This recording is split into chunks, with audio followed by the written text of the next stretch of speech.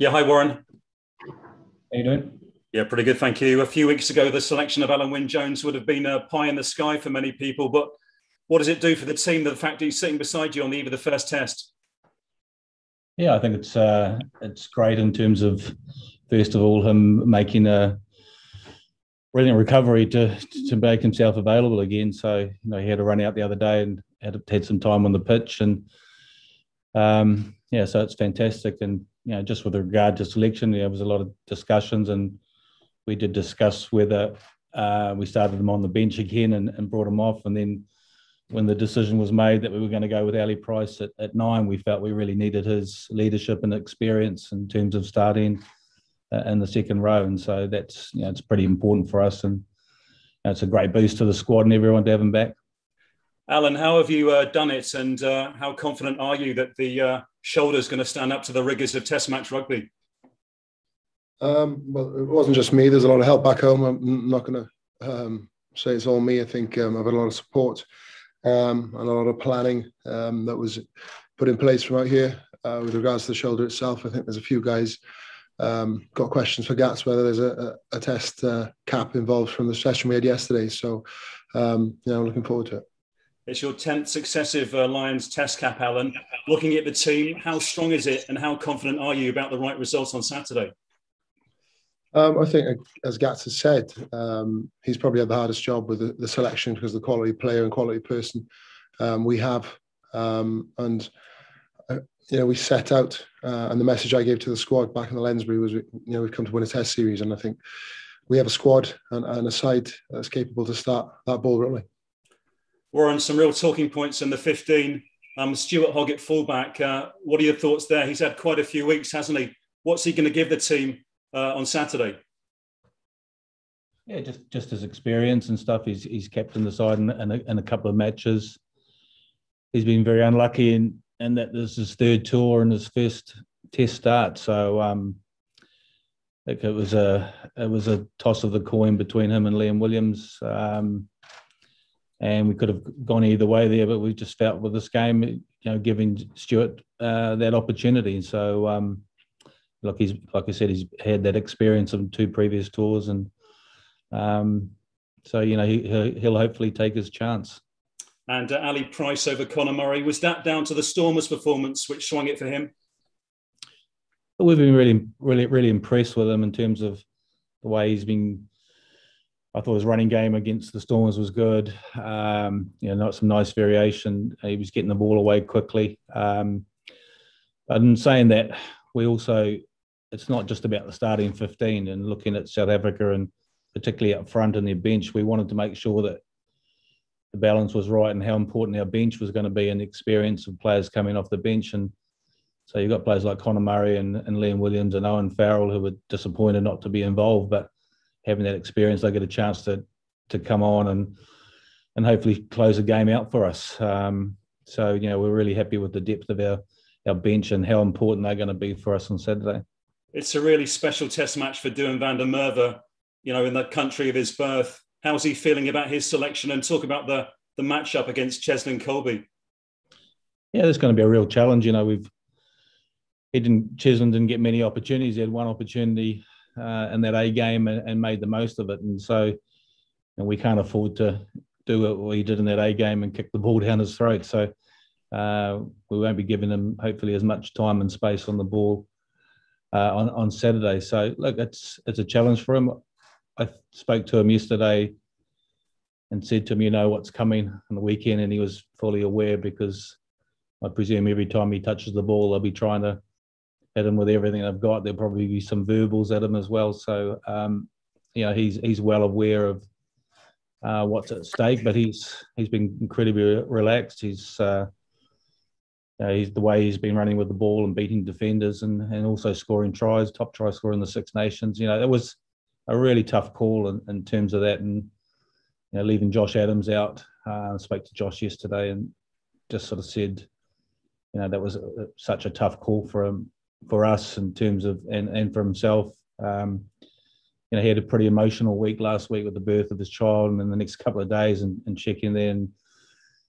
And by his own admission, he probably didn't play as well as he normally would on the Saturday, and that's completely understandable because of the week he had had a little knock in his hip and quite a significant blow to his sternum that was pretty sore as well. So tough call, but we made that decision. I spoke to him about that, but for a number of players I spoke to and showed them some stats from previous tours of how the test team from test 1 to test 2 to test 3 how many changes had been made traditionally. So everyone, even though they're not involved, hopefully will still be in the pitch and still get opportunities. Yeah, I mean, some big names are on the bench, some big names not even on the bench. I mean, how generally are they taking the news? Obviously, I expect the guys to be disappointed, and that was a chat. They're not going to be. They should be disappointed about missing out in selection, but then we've spoken about how important it's not just the 23; it's a whole squad, and everyone's been putting up their hands, and we're really pleased with the form of a lot of players in the squad, and then it's how they respond to that and their responsibility in helping that test side prepare for Saturday. And I must say they've been absolutely brilliant in the last couple of training sessions, and no one's taken a backward step. And we had a pretty tasty training session yesterday, a little bit of niggle and stuff, and exactly what we wanted. And take my hat off to the guys that were helping that test team. They really fronted up and trained exceptionally well, and we couldn't ask for more from a coaching perspective. Just finally, Warren, the team was in the public domain before today's announcement. How did that happen, and are you bothered much? I don't know how that happened. So it wasn't 100% right, but obviously someone's leaked that out, whether that's on purpose or accidentally, or someone's betrayed someone's trust. Whether that's a player or a staff member. So what I'll do next week is just name the team to the players, and then name the team to the press straight away. Thanks so much. Thank you. Warren, some of the combinations haven't been tried on the tour so far. There are obvious reasons behind some of them. Have some others, though, been deliberately kept under wraps? No, that wasn't our thinking at all. We looked at the team and picked what we thought were the best team for the weekend. It was a robust debate. We were an hour and a half in selection. It was the hardest selection meeting I've ever been in. Asked the coaches to come along with their 23s, and we were all different. And I can say that we all had to compromise in terms of that and debate positions and selections, and that's the way it should be. And I know a lot of people sort of out there and think it's the team that I select, and it's never been the way, whether it's been with Wales or the Lions. It's important that as coaches we all have an input into the makeup of the squad, and it's the way that I've always done things. So I can tell you, not one of the coaches got the 23 that they had come along to the meeting with. So we all, we had, and I think that's credit to the players about how, even as coaches, we were all thinking about different permutations and combinations as well, and what the makeup of the 23 looked like. So yeah, it was some long discussions, and just to give you an idea, I think in the forward pack we had 4 of the same 8, and in the back line we only had 3 of the same 7 between the 5 of us. So it just goes to show how tough it was in terms of that selection, but like I said, it's a great place to be in because there's so many players in the squad putting their hands up and making it difficult for us. Just on that, do you start from a position of picking your best 23 players to play South Africa, or do you start from the position of, right, this is the game plan we want to play, who are the best 23 to fulfill that game plan? Which way round do you come at it from? Yeah, a little bit of both. You're looking at the way we're going to play and knowing the threats that are coming to us. We'll expect that aerial battle and how strong that's going to be, and the physicality they'll bring with their runners off 9.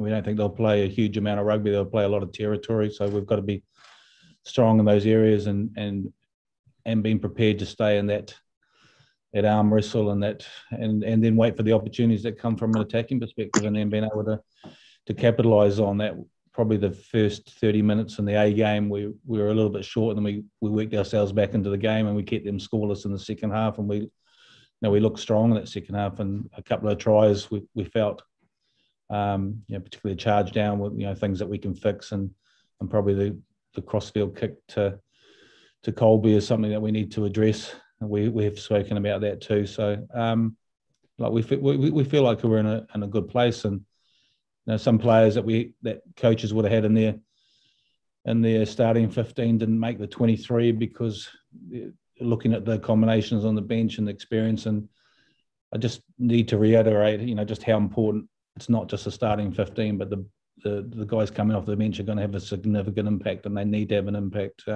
coming off the bench for us.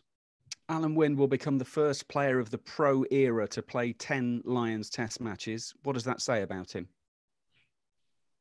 That he's old.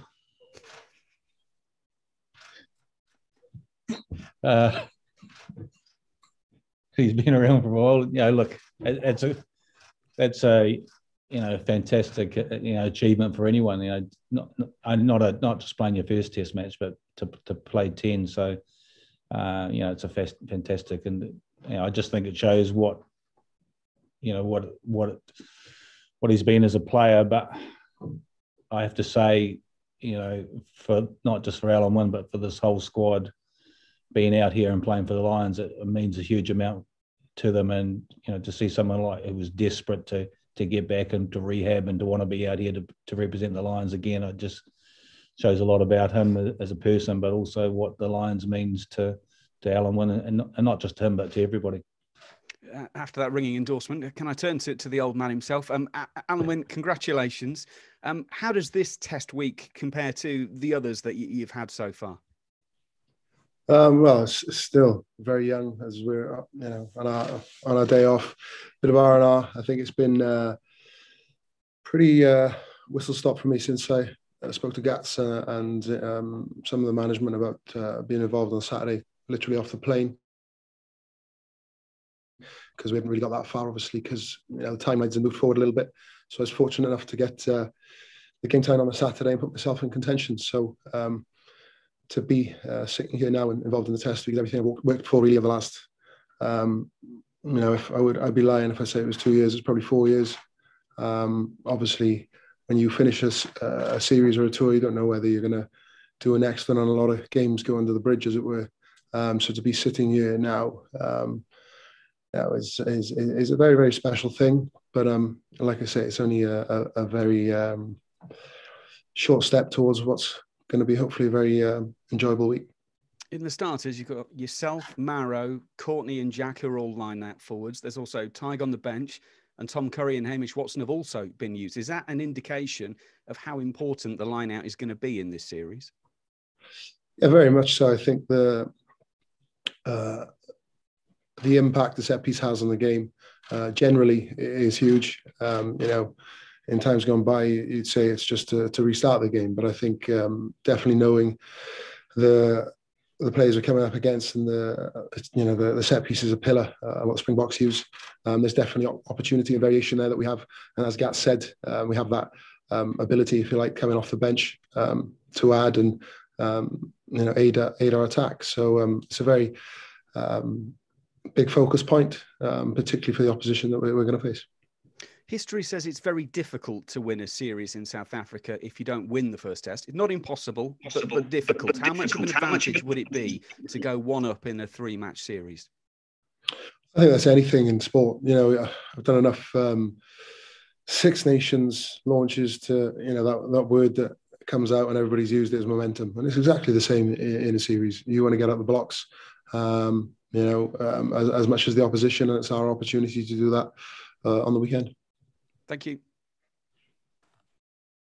Alun Wyn, hi, it's Michael Corkin from RTE here. Congratulations on your selection. It's good to see you back again. Can I ask you to compare and contrast the sort of almost emotional state from when you walked off the pitch in Edinburgh to landing in South Africa?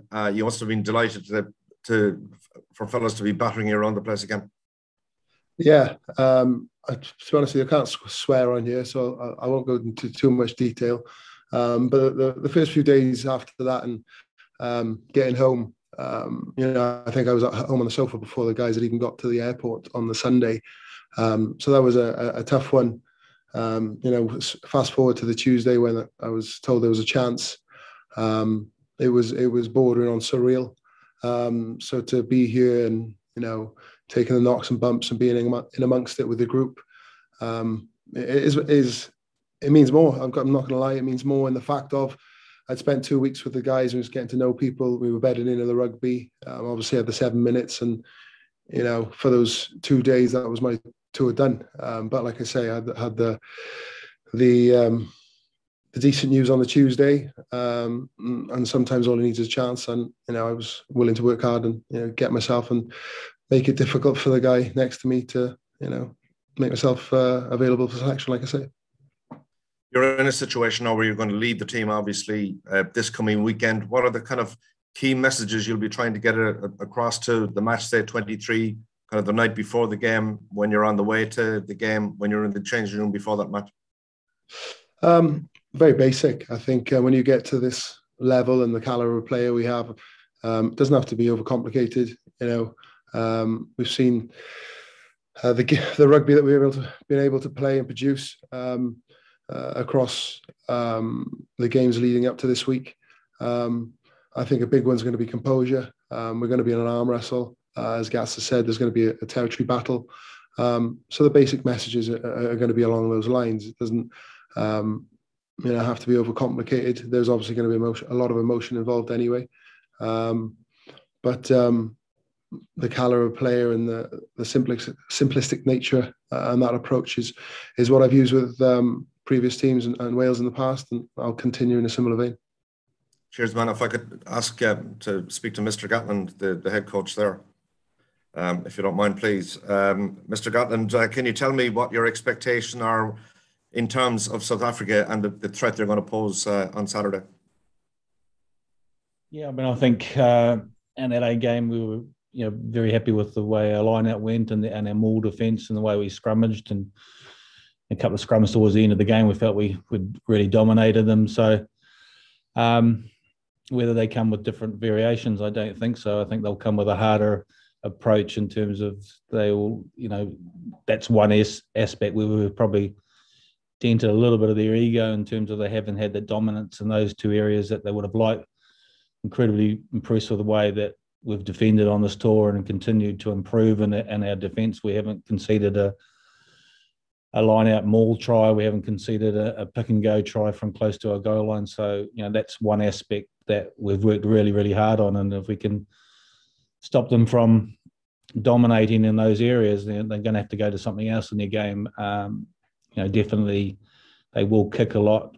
So probably in normal internationals, there's possibly 20-odd kicks in a game from each side. And when you play South Africa in these games, you can expect up to 40-odd kicks in a game. So, like I said, that aerial battle is going to be a key to us. And at times we need to make sure, if those kicks from them or us are on the money, then you get the ball back. You've got to make the most of it in terms of those opportunities. But you've also got to be in a situation where you don't force things and you don't lose the patience to be able to maybe just put them under pressure and put the ball back and wait for the chance. So it's been smart about how we approach and manage that, but also being aware that when we do get opportunities, when the kick's not quite so good and we've got a bit of time on the ball, that those opportunities to counter-attack and to move those in those situations as well. So those are the sorts of things we've been working hard on this week. And how important will the conversations be with the match referee if you get a chance to chat to him before the game, given the fact that they're people who've got a really key role to play over the next 3 weeks? Yeah, we've got a meeting with the referees tomorrow at 3:00. So what's been good in the lead-up games with the referees we've been having meetings with them in terms of debriefing the previous game and looking at the game going forward and trying to just get that real consistency of the calls that are being made. And so, that'll be very much the discussion with the referee tomorrow in terms of what he's seen in the previous games, the way that the referees have refereed them. We'll show some clips to the referee and just to get some clarity. So it's the same messages that we've had in the warm-up games, are they seeing the same things and refereeing the same things? So, it's an important meeting for us tomorrow in terms of just getting that clarity about the way that they've seen us from afar, and then also the same messages that have been delivered from the 3 referees we've had in those lead-up games are the same messages. Cheers. Thanks very much. Hi, Warren. Hi, Alan Wynne. Warren, why do you think that the team selection was so much more difficult and the meeting so much longer and more detailed this time than before the first test 4 years ago? I think it's just credit to the players. I mean, just there's so much competition in the squad and so many different choices in terms of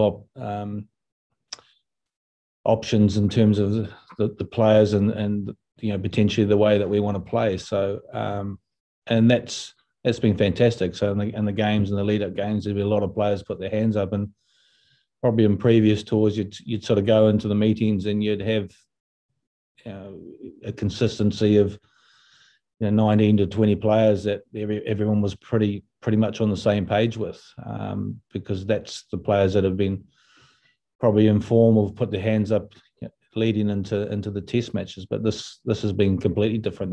There's so many players that have really made the selection really difficult for us. And that, like I said, it makes it hard, but it's where you want it to be. And I think that from a positive point of view, that if there are knocks and injuries and we've got players and the depth in the squad at the moment that we can handle losing a few players. And I think looking at it, I'd like to think we've possibly got a little bit more depth than the South African squad has at the moment if they did pick up the same number of injuries. Stuart Hogg said the other day you're looking to keep the ball off the floor and play at pace, and your selection's borne that out, whether it's Daly 13, Price 9, or Conan at 8. So can we gauge from the selection, Warren, that you're not going in there just to try and beat the Boks at their own game? Oh, absolutely, and it's twofold. You can't go into a test match playing South Africa without trying to match their physicality, because you can't allow that sort of dominance. And test match rugby is all about the physical battle, and it doesn't change. But then it's making sure that you're smart in terms of when those chances from an attacking perspective come, we've got to look at capitalising on that. And even after that A game, we felt afterwards, just particularly in that second half and how strongly we finished, we think we're in a great position from a conditioning point of view. The guys have worked incredibly hard in Jersey in terms of the pre-tour camp, and they've worked really hard since we've been here. A lot of stuff and conditioning wise and altitude, and we've really got the benefit of that as we've come down to sea level. So we don't think we're going to fall away. We think as the game goes on, we're going to get stronger and stronger. So those are the sort of things that we're taking into the game with a lot of positives. That we're going to be in an arm wrestle at times, but we've got the confidence that we can work through that, and you're not going to get everything in your own way in a test match. And times you're going to be under pressure and you're going to have to defend, and then there are times when you're going to have some ascendancy, and hopefully we've got the ability to be able to capitalise on that. You've got some guys who were heroes for you 4 years ago, like Jamie George, Tulupi Faletau, not in the 23. Murray and Farrell were both regular test starters there on the bench. With someone like Owen Farrell, who is very unused to not being in a starting 15 when he's fit and available, what have you seen from him this tour? What do you want from him as a replacement on Saturday? Yeah, just his experience, and I had a good chat to him, and he wanted to know where he was. And sometimes you don't have the answers to players. It's just you've decided to go with the player because you feel that they're the right player at the time. And we felt with Dan Biggar he was the right player, but the message to Owen was his experience coming off the bench, and then to play instinctively. And that's one of the things that he has been good in the past. He's an instinctive player, that making good decisions when he takes the ball to the line about short passing or going out the back or throwing missed passes. And so that experience for us is going to be important.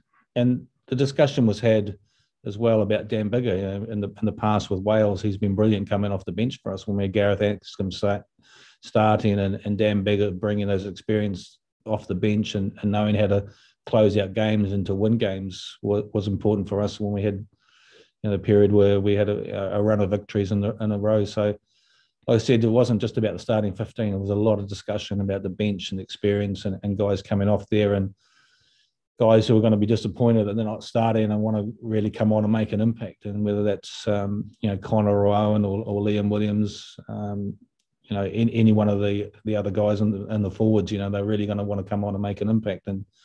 And that's exactly what we'll be looking for. And we feel that these guys can come on and make a difference. Brilliant. Just a very quick one to Alan Wynne, if I can.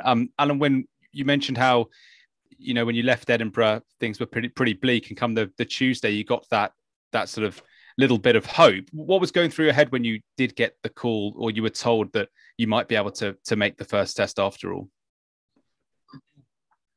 Well, I think the first thing we did, we got all the. To be honest with you, there weren't many thoughts I could probably share with you, but it was a quick couple of phone calls to get all the apparatus I needed to start the recovery ready for the next day, and I made sure I didn't dwell on that and the situation for too long. It was about being proactive and starting the recovery, and that's what I did, and I guess that's why I'm here. Thanks, guys. Afternoon, guys. Alan Wynne, having come so close against the Boks with Wales in 2019, will that be in your mind going into this test, the battle that was and the emotions that you felt after the game? Yeah, I realise how close it was, and in part there's a lot of similarities, I suppose, in what we're expecting from the Springboks. But you've got to park that, it's gone. This is a same colour jersey, but a different badge on it, and that's the focus. And like I say, you can't dwell. But that experience gives us, the guys that are involved from a Welsh perspective and an English perspective, obviously in that tournament, and the knowledge to know what we're going to go up against, and focus about this weekend and nothing that's passed. Cheers. And Warren, it's been 20 years since Scotland provided a test starter for the Lions, and there was a lot of proud people up here today having seen this selection. What does your selection say about the journey that Scottish rugby has been on over these years? It is obviously, I think the pleasing thing from my point of view is I thought the last Six Nations was the closest Six Nations that I've seen in a long time. You take Italy out of it, but any of the other teams were capable of beating each other on the day, and we saw that during the Six Nations, and that's what you want to see. You don't want to see one or two teams dominating that. And even though Scotland did finish fourth in the end, another victory, and it could have been different. So I think they're on a journey and an upward journey. And hopefully that continues for them, because the important thing is about there's been improvement, but then it's about also making sure you continue winning those big games, and that's what really matters, and then hopefully winning titles, and players knowing how to win in finals or win in Grand Slams or win championships and stuff, and that's when you're able to take your team to the next level. And I think they're in the process at the moment, the mid-process of developing some depth and some real depth in their squad, and then hopefully they're able to continue to build on that. And that's, I think that's the thing and the challenge for Scotland going forward. But they've definitely made improvements over the last 4 or 5 years. There's no doubt about that. Thanks both. Hi Warren. You mentioned Josh Adams and the sort of the emotional week he's had before. Can you just elaborate on whether that was sort of the deciding factor behind his absence, or was it more of a tactical thing in how you want to approach this first test?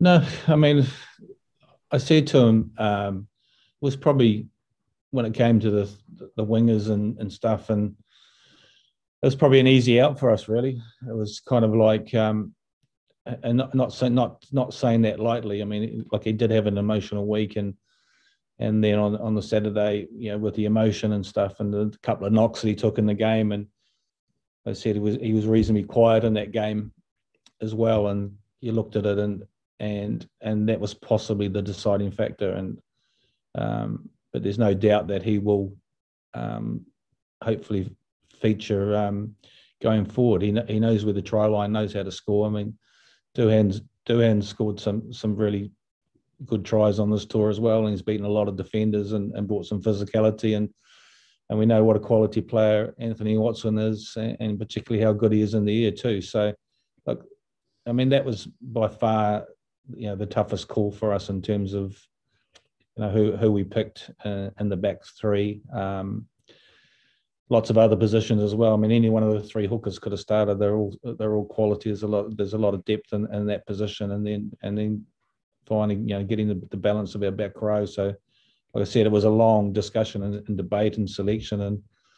And, as coaches, we all had different 23s, and any 23 I saw from the experts or the ex-rugby players in the media, they were all completely different as well. So lots of, but I don't see that as a negative. I see it as a real positive, because it just shows what strength and depth we have in the squad at the moment and the options we have in terms of selection. Thanks all. Thank you very much. Thank you, gents. Thank you.